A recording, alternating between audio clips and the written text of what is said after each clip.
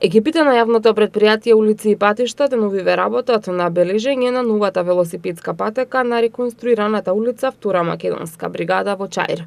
Доколку сакате бесплатно чистење на оџакот, пријавите се на телефонскиот број 3297-255. Првите 100 граѓани што ќе се пријават ќе добијат бесплатно чистење на оџакот. Пријавувањето е секој работен ден од 9 до 16 часот. Екипи на општина Бутел изврши асфалтирање на крак на улицата Љубо Петровиќ во Бутел. Исчистено е коритото кај мостот во село Љубанци, кој минатиот период поради големите дождови беше затрупано со земјен нанос.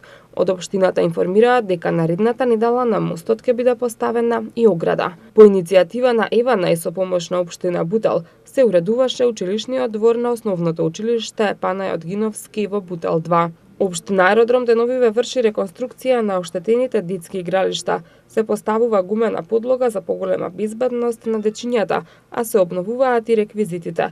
Исто така продолжува и тековното одржување на детските игралишта на територијата на општината. Од општина Газибаба информираат дека рокот за поднесување на елаборати за бесправно изградени објекти согласно законот истекува утре на 30 јуни 2018 година. Поради тоа, едношалтирскиот систем на општината ќе работи и утре на 36 во сабота од 8 до 16 часот. Сите граѓани ќе може да ги достават геодетските елаборати за барања кои се поднесени во 2015-2016 година и за поднесување нови барања комплетирани со геодетски елаборати за оние кои имаат добиено веќе решение за одбивање поради некомплетирање на барањата од 2011 година.